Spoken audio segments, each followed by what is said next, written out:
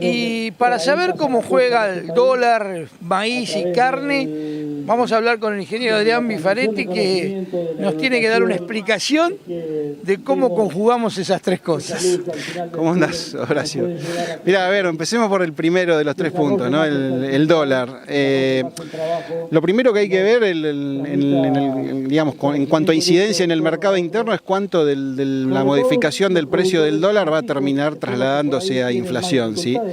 El mercado interno viene ya desde hace tiempo complicado, con bolsillos tratando de hacerle frente a la inflación, y eso incide en los niveles de consumo. Para la carne no es un dato menor. En los últimos años siempre ha sido una proporción de 9 de cada 10 kilos que se lo lleva al mercado interno. Por lo tanto, lo que pueda pasar con el consumo es importante. Hasta ahora, cuando vos comparás datos del primer cuatrimestre de este año con el del año pasado, el consumo más o menos estuvo bastante bien, porque la carne en definitiva fue corriendo por debajo de la inflación, ¿sí? El precio de la carne a nivel minorista fue corriendo por debajo de la inflación.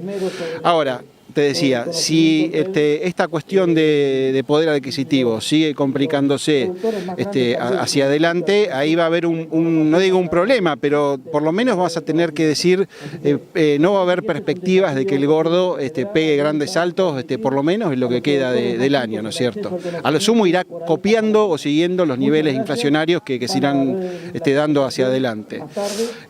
Distinta es la situación para la industria exportadora. Vos sabés muy bien que es uno de los ejes que te define la ecuación digamos, de poder de compra de la industria exportadora. Hay muchas perspectivas en el mercado internacional, con China a la cabeza. El instituto acaba de venir de la CIAL China, con lo cual eso es digamos, un aliciente también a la recuperación del proceso de exportación.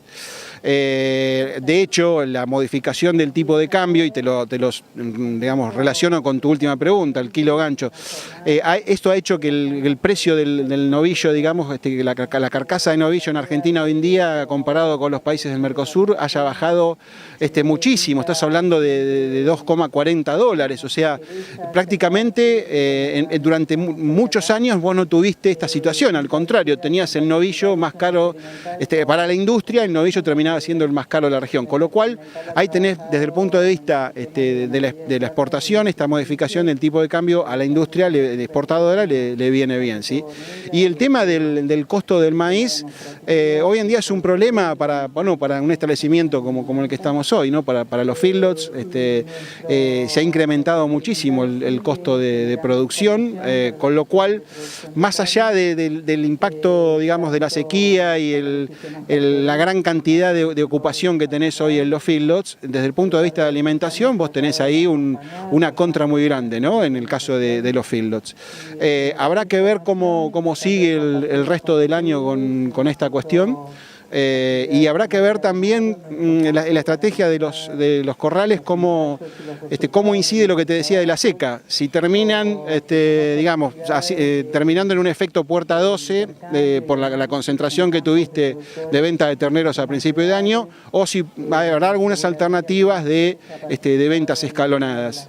Adrián, a ver, el maíz, a diferencia de una industria que le aumenta el insumo en dólar, ¿y qué hace? Lo traslada al precio.